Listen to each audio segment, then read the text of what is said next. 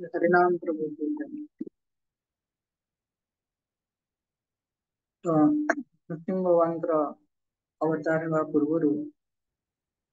प्रहलाद महाराज को जितेबाला हिरण्यकश्यप बहुत कष्ट प्रदान करते प्रथम थर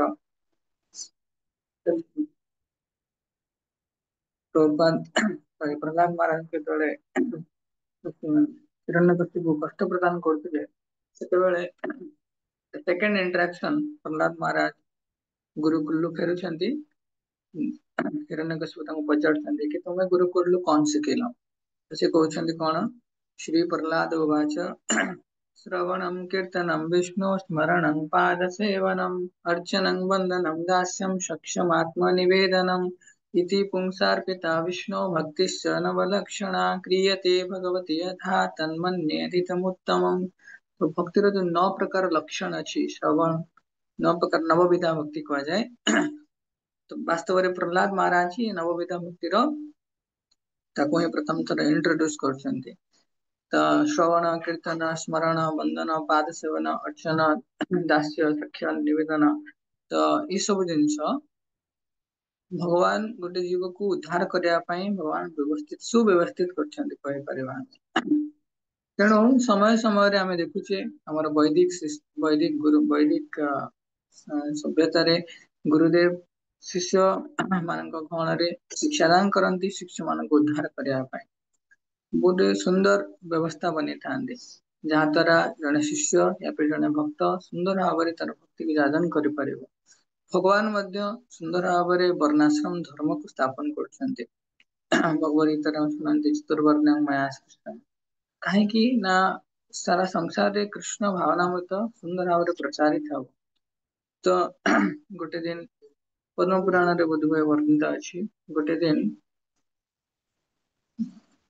भगवान श्री कृष्ण को गंगा देवी पचार कि समस्ते तो मोर जल राशि स्नान करिकी जल को स्पर्श करिकी समस्ते मुक्त हो जाए किंतु सेमानंकर जो पापर भार अच्छी ग्रहण करने मु केमती पुणी शुद्ध हेबी।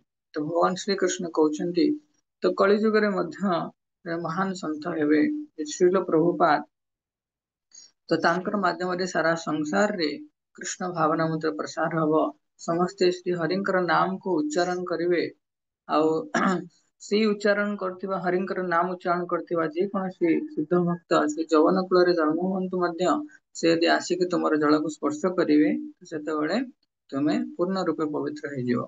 तो केते सुंदर भविष्यवाणी प्रभुपाद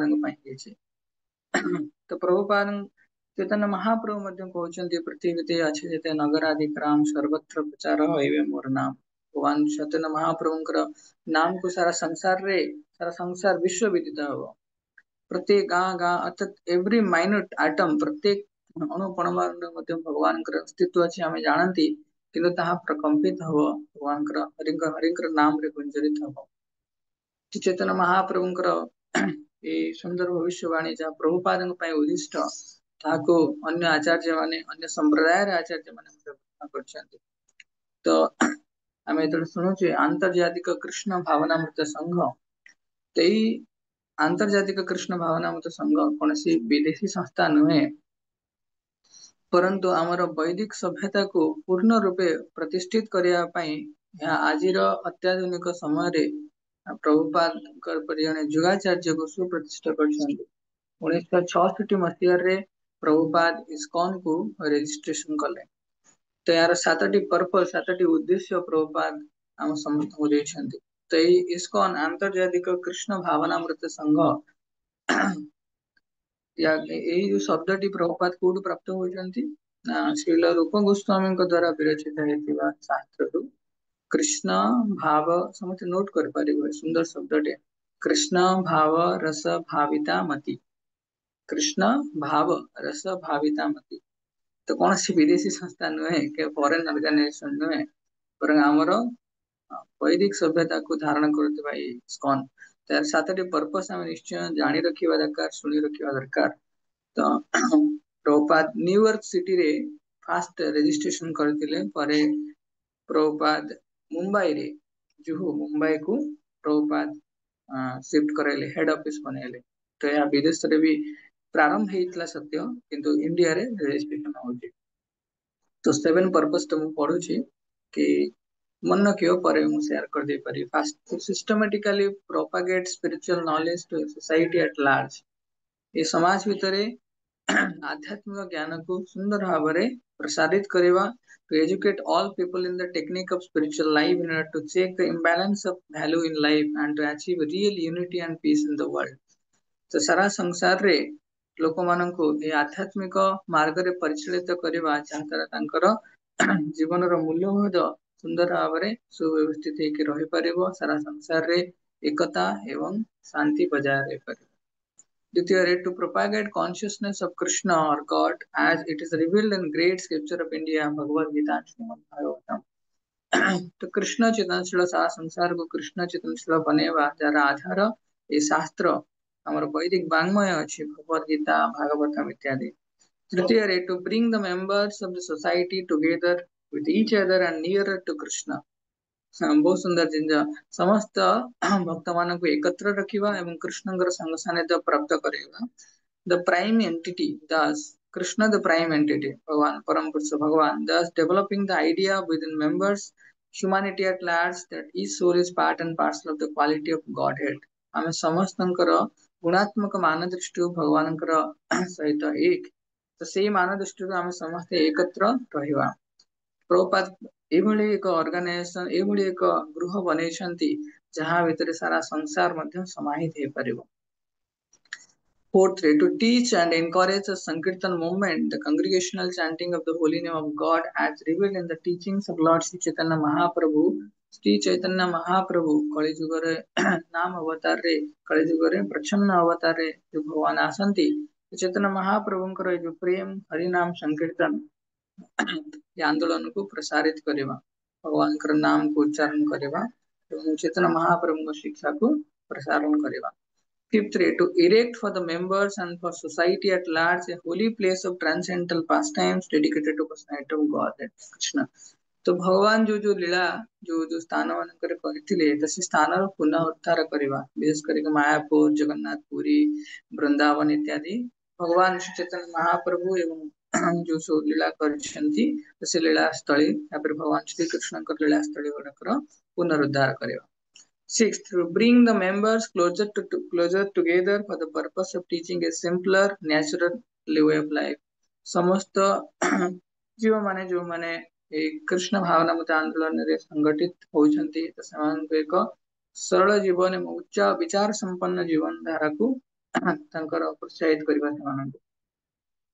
And अंतिम रे with a view towards achieving the aforementioned purpose to publish and distribute periodicals, magazines, books and other writings। तो श्रील प्रभुपाद कहते कि ऊपर लिखित जो 6टी पर्पस रहा से उद्देश्य को साधन करने जहाँ जहाँ आवश्यक अच्छी विशेष करके बुक डिस्ट्रीब्यूशन ग्रंथ वितरण इत्यादि मैगजीन्स आर्टिकल्स जहाँ भी पब्लिकेशन कर सुंदर संस्था कहीं इस्कॉन ने लास्ट गोटे सेशन ने भी कहते जस्ट 2-3 दिन पूर्व यदि कि आम पचारती आम कौ संप्रदाय रे ना ब्रह्म माधव गौड़ीय गुरु शिष्य परंपरा आम अच्छा। तो या भितर विशेष करके रूपानव गौड़ीय परंपरा रे या भितर विशेष करके प्रभुपाद आनव गौड़ीय परंपरा जो परंपरा आधार प्रभुपाद श्रीमद् भगवद गीता श्रीमद् भागवतम मूल्य बोध उपर स्थापित कर। तो इस्कॉन ने कौन सी प्रकार फ्लॉज नहीं जेहेतु कौन सी प्रकार भक्ति आम ऑर्गेनाइजेशन फॉर्मेट रे करछे, ऑर्गेनाइजेशन मटेरियल जिनस ऑर्गेनाइजेशन में बहुत फ्लॉ थाई पारे तो ता पई संघर्ष करिया पड़े, किंतु वास्तव रे यदि नियम दृष्टि देखा जाए प्रभुपाद श्रीमद् भागवतम रो शुद्ध चरित्र वर्णना करे कि प्रभुपाद इस्कॉन पई आध्यात्मिक नियमावली वर्णिसंती। गोटे जीव एति पई कहा जाए भक्ति इज प्योरली इंडिविजुअल, भक्ति प्योरली पर्सनल और इंडिविजुअल। तेणु आम भक्ति को शुद्ध भाव में करें किंतु आम एकत्र करें कहीं कह जाए एकाकी आमर नहीं पाए बोला हरिनाम संकीर्तन भगवान का नाम कीर्तन ने मोर बल पाइबनी। तेनाली मु साधु संघ खोजे इसकन फैसिलिटेट करे, साधु संघ इसकन फैसिलिटेट करे विभिन्न प्रकार उत्सव मान पालन करने इसकन फैसिलिटेट करे आमको गीता भागवत शिक्षा प्रदान करने ପାଇଁ ଇସ୍କନ ଫାସିଲିଟେଟ କରେ, ଭଗବାନଙ୍କର ଶ୍ରୀ ବିଗ୍ରହର ଅର୍ଚନ ଇତ୍ୟାଦି କରିବା ପାଇଁ ଇସ୍କନ ଫାସିଲିଟେଟ କରେ, ସାଧୁ ସଂଘରେ ଆମେ ଭଗବାନଙ୍କର ଭଜନ କରିବା ପାଇଁ। ତ ସେଥିପାଇଁ ଆଜିର ଟାଇମ ରେ या फिर आज 10,000 ବର୍ଷ ପର୍ଯ୍ୟନ୍ତ ପ୍ରଭୁପାଦ ଚେତନ ମହାପ୍ରଭୁଙ୍କର ଭାବଧାରାକୁ ଗ୍ରହଣ କରିକି ଇସ୍କନକୁ ସୁପ୍ରତିଷ୍ଠିତ କରିଛନ୍ତି। ନା ଆସନ୍ତୁ ଆମେ ସମସ୍ତେ এই ଭାବଧାରାରେ ପ୍ରଭୁପାଦଙ୍କ ନିକଟରେ କୃତଜ୍ଞତା ଜ୍ଞାପନ କରିବା। ଆଜିର ଦିନରେ ହିଁ ପ୍ରଭୁପାଦ ଇସ୍କନକୁ ସ୍ଥାପନ କରିଥିଲେ, କହିପାରିବା ରେଜିଷ୍ଟ୍ରେସନ କରିଦେଲେ ଇନକର୍ପୋରେସନ ଅଫ ଇସ୍କନ। ତେଣୁ ଇସ୍କନ 7ଟି ମହନୀୟ ଉଦ୍ଦେଶ୍ୟକୁ ଆମେ ଜାଣିକି ଆମ କାହିଁକି ସମସ୍ତ ଉଦ୍ଦେଶ୍ୟ ଶ୍ରୀମଦ ଭାଗବତମକୁ ହିଁ ପ୍ରଭୁପାଦ କଲେକ୍ଟ କରିଛନ୍ତି। ତେଣୁ ସେଥିପାଇଁ ଭାଗବତମ ଭଗବତ ଗୀତାକୁ ଆମେ ଜୀବନର ଧାରା ବୋଲି ଗ୍ରହଣ କରିକି ଭଗବାନଙ୍କର ନାମ ସଂକୀର୍ତ୍ତନରେ ଆମେ ନିଜକୁ ଏକ ଚରିତ୍ରବାନ ଏବଂ କହିପାରିବା ଆକ୍ଟିଭ ମେମ୍ବର ଭାବିପାରିବା, ତାକି ଆମେ ଭଗବାନଙ୍କ ଲୀଳାରେ ପୁନଃ ଆମେ ପ୍ରବେଶ କରିପାରିବା ଅନ୍ତିମ ସମୟରେ। हरे कृष्ण श्रील प्रभुपाद की जय। अनंत कोटि वैष्णव वृंद की जय। वैष्णव बने दयाल सागर पतित जीवन करो उद्धारकारी। दैनंदिन जीवन रे ज्ञात भाग्य सरले जदि कौन साधु गुरु वैष्णव के निकट अपराध दिखाए ताले प्रातः मुहूर्तरे स्वामी चरण में क्षमा प्रार्थना करें। पंचाकल्पतरोर्वैश्य कृपा सिंधु भैव च पतितानां पावनेभ्यो वैष्णवेभ्यो नमो नमः। अनंत कोटि वैष्णव भक्त वृंद की जय। जगत गुरु श्रील प्रभुपाद की जय। कृष्ण।